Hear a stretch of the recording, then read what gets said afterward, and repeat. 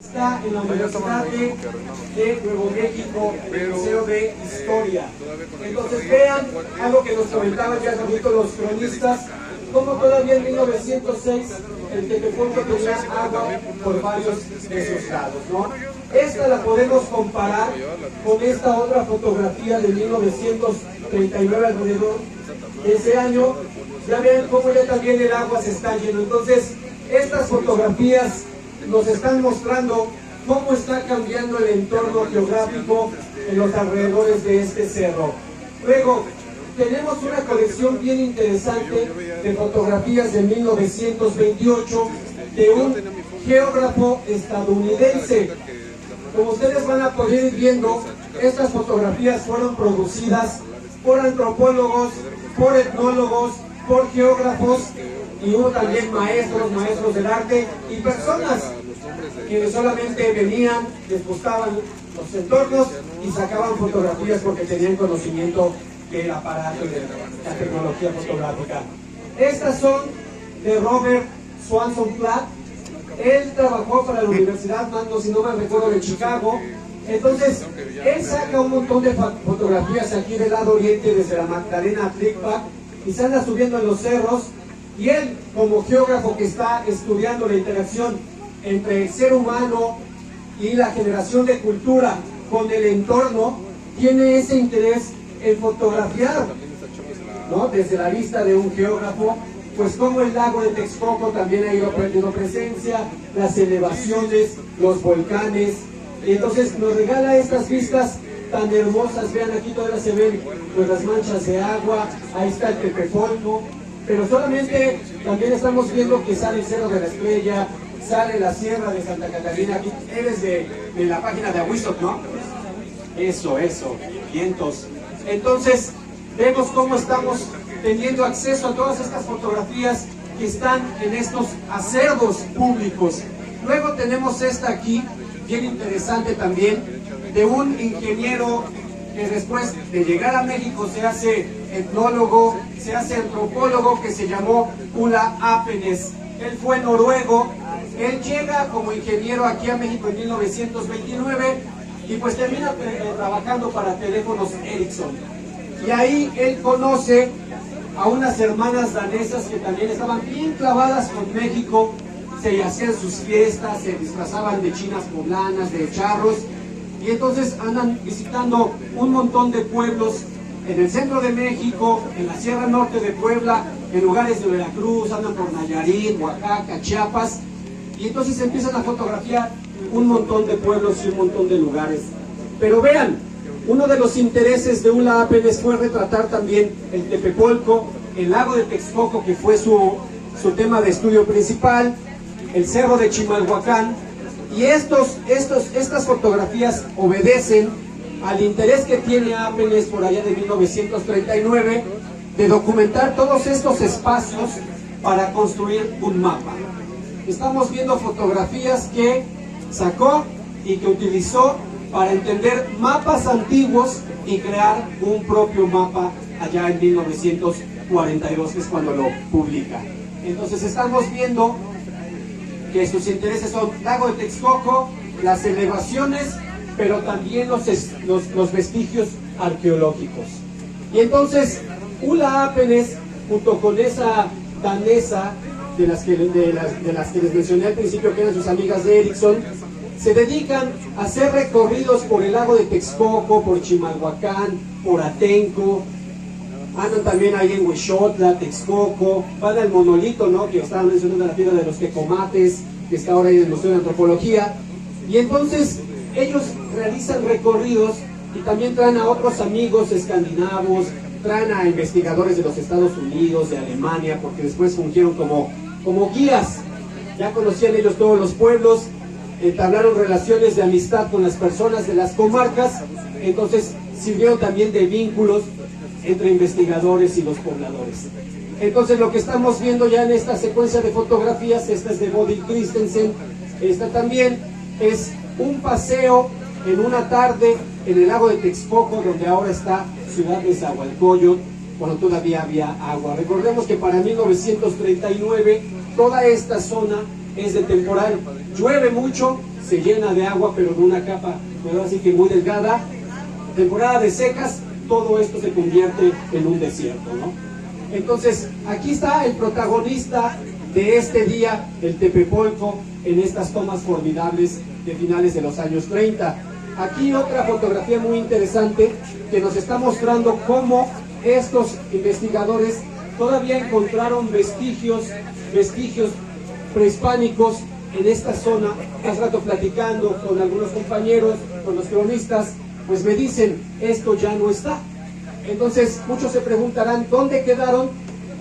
Es verdad, salen las mismas cartas de estos investigadores, pues que muchas de estas piezas pues terminaron en las colecciones de muchos artistas o personas que tenían el dinero para comprar esto. Sabemos que Diego Rivera, que fue amigo de Ulla Appelers, de Bodil Christensen, compró muchas piezas y ahora las podemos ver en Nahuacalli, ¿no? Se compraron y por eso pues muchas ya no existen en el lugar donde estaban anteriormente. Y entonces, aquí sigue la historia. Estas fotografías son de 1939 aquí en el Tepepolco. Y entonces vean las vistas que nos están regalando. Vean esta también, es formidable, y se ve el Cerro de la Estrella, se ven aquí todavía pues, algunas ciénegas, ¿no? Manchas de agua, la vegetación, ¿no? del sitio.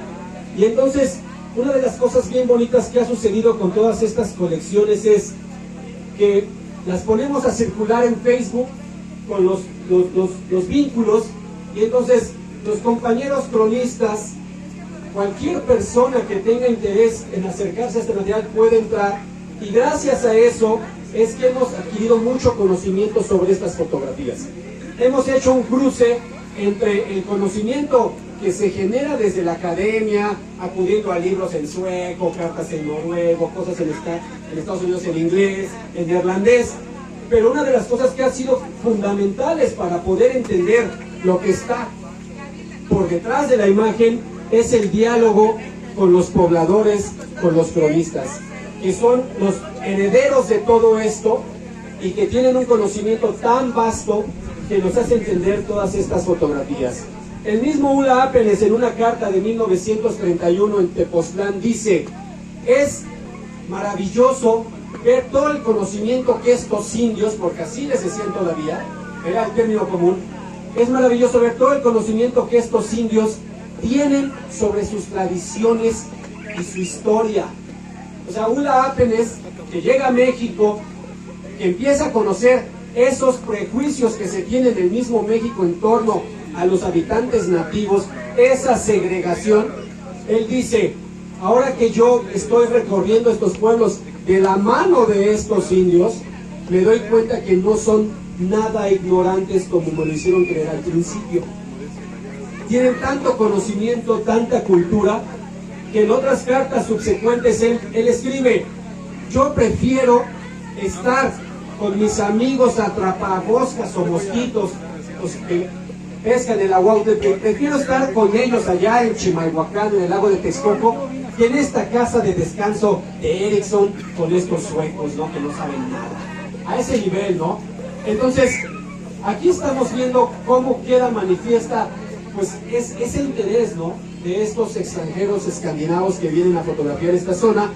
Y aquí, como les decía, esta secuencia de fotografías, ahí está poniéndose un poquito loco Jeca, pero esta secuencia son fotografías de un sueco que se llamó Sigvard Linné, que trabajaba para el Museo Etnográfico de Estocolmo, y que yo digo, Sigvard Linné fue el culpable de que Ulla Appelers nos regalara toda esa serie de fotografías formidables de esos atardeceres del lago de Texcoco.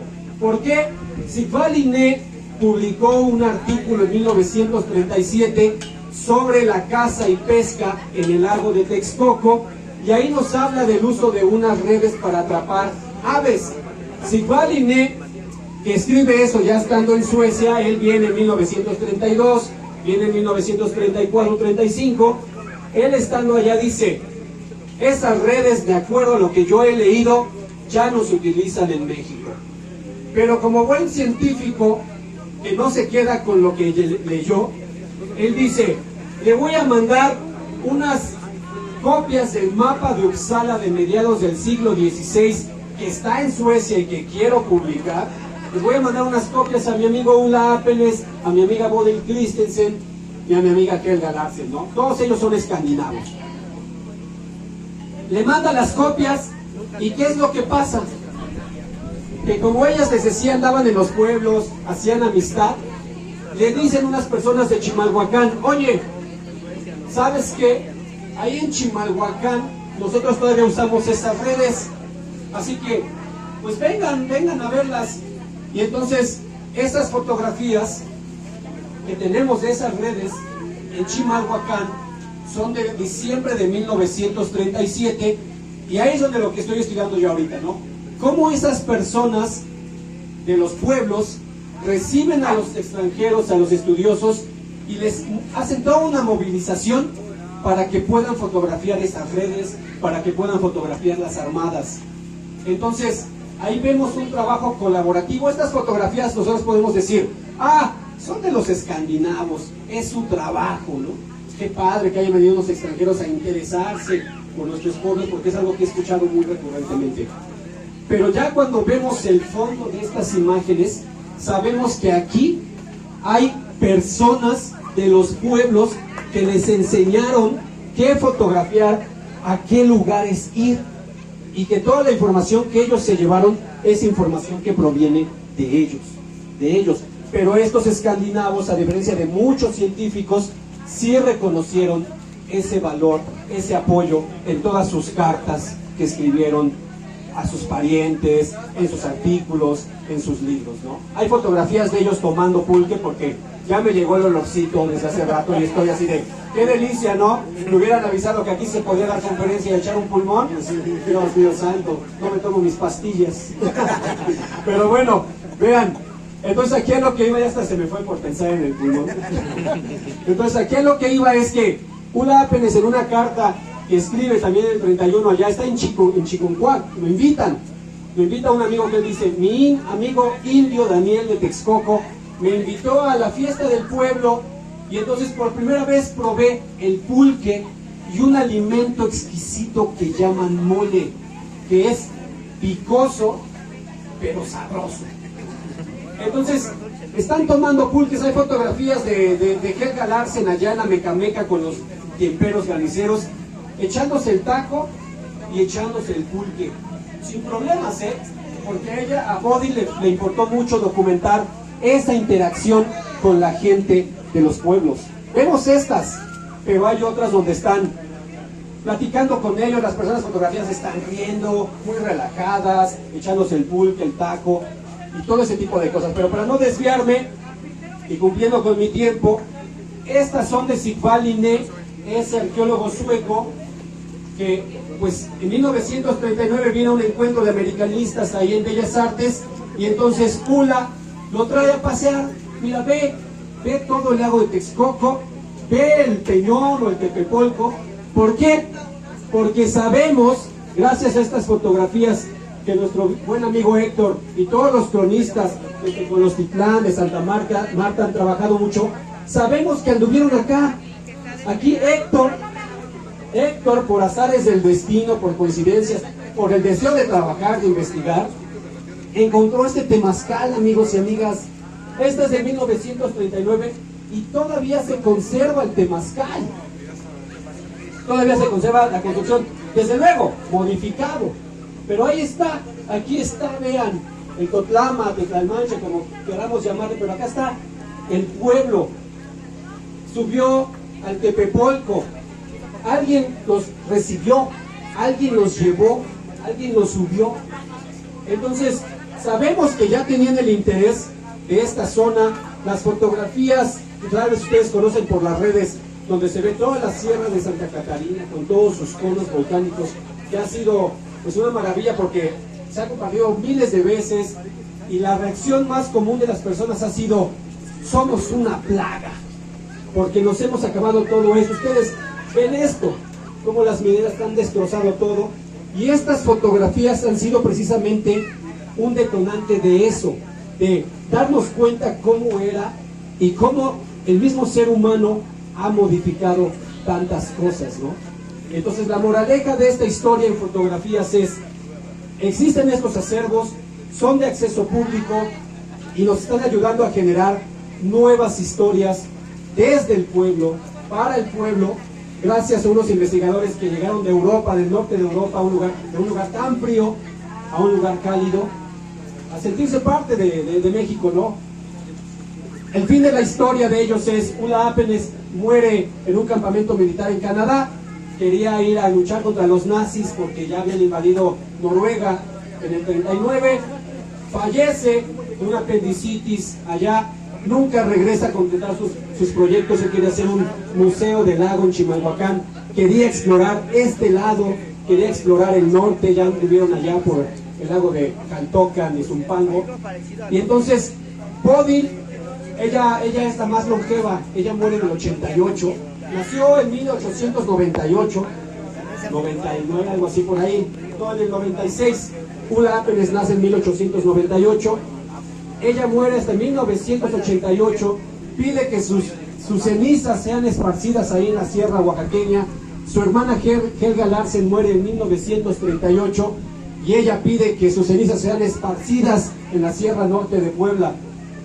Entonces, ahí tenemos estas mujeres, sus cenizas rodando ahí, forman parte de la tierra, de las sierras. Tenemos sus fotografías que fue el momento, es lo que yo digo, fue el momento para que todo esto fluyera. Tenemos el trabajo de los amigos cronistas, que a mí algo que me fascinó mucho, y por eso estoy aquí, es Héctor me dijo: llevamos esta fotografía allá para el decreto, y a mí me fascinó porque dije, pues qué bueno que esta intención del momento, haberme encontrado estos acervos, empezarlos a subir y que llegaran a las personas para muchas cosas, ¿no? Para quienes se los adjudicó y dijeron que eran de su colección, que ellos los habían encontrado, pero también para mí me interesaba más esto, que se usaran para cosas ahorita, para esto. Pues vean, señores diputados, vean, señores senadores, quienes sean, vean por qué nuestro cerro es importante, porque vinieron unos escandinavos allá en los años 30 a fotografiar, y estas fotografías están en Europa, pero gracias a este milagro de la digitalización cualquiera puede acceder ahora, y yo siento que esto ya es imparable. Por ejemplo, ahorita las compañeras de la red imprimieron estas fotografías, se las quieren llevar a otros lados y que sigan circulando porque van a detonar muchas más cosas. Pues muchas gracias de mi parte. Gracias, maestro. Le hacemos entrega de un reconocimiento. Un fuerte aplauso al maestro, que nos va a estar trayendo con el archivo histórico, con las investigaciones sobre los pueblos ribereños, ¿no? Que antes estábamos aquí. Bueno, gracias, maestro. Pues recuerdo un poquito.